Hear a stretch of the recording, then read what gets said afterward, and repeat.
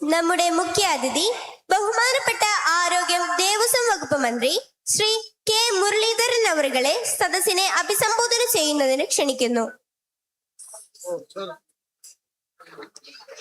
ബഹുമാനപ്പെട്ട യോഗത്തിന്റെ അധ്യക്ഷൻ പൊതുവിദ്യാഭ്യാസ വകുപ്പ് മന്ത്രി ശ്രീ എൻ ഷംസുദ്ദീൻ അവറുകളെ, ഈ വർഷത്തെ പ്രവേശനോത്സവത്തിന്റെ ഔപചാരികമായ ഉദ്ഘാടന കർമ്മം നിർവഹിച്ച ബഹുമാനപ്പെട്ട മുഖ്യമന്ത്രി ശ്രീ വി ഡി സതീശൻ അവറുകളെ, വിശിഷ്ടാതിഥിയായി ഇവിടെ പങ്കെടുക്കുന്ന ബഹുമാനപ്പെട്ട mayor Shri V V Rajesh, ജില്ലാ പഞ്ചായത്ത് പ്രസിഡന്റ് വി പ്രിയദർശിനി, അതുപോലെ പൊതുവിദ്യാഭ്യാസ വകുപ്പിന്റെ principal secretary doctor Sharmila Mary Joseph, പ്രിയപ്പെട്ട കുട്ടികളെ, രക്ഷിതാക്കളെ, സഹോദരി സഹോദരന്മാരെ, മാധ്യമ സുഹൃത്തുക്കളെ, വളരെ സന്തോഷത്തോടുകൂടിയാണ് ഈ വർഷത്തെ പ്രവേശനോത്സവത്തിൽ നിങ്ങളോടൊപ്പം വേദി പങ്കിടും.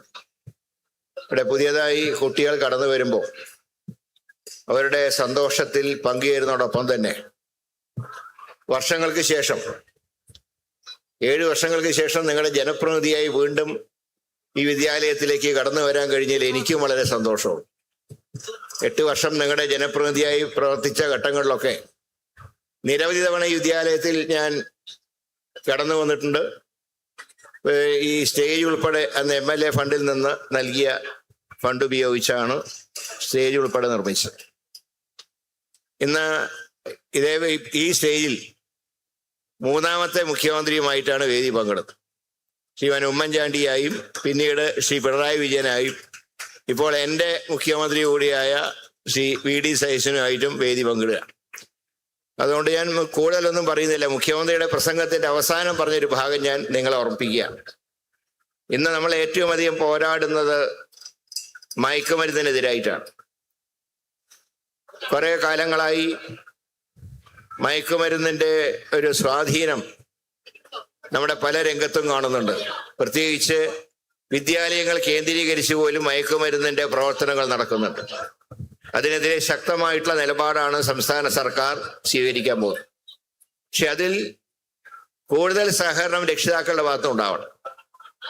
ഇന്ന് ഈ കുട്ടികളുടെ ഒരു ദിവസത്തെ ക്ലാസ് കഴിഞ്ഞ് നിങ്ങൾ വൈകുന്നേരം കണ്ടുമുട്ടുമ്പോൾ മക്കളോട് നിങ്ങൾ ചോദിക്കേണ്ടത് അന്ന് വിദ്യാലയങ്ങളിൽ എന്തെല്ലാം വിശേഷങ്ങൾ ഉണ്ടായിരുന്നു.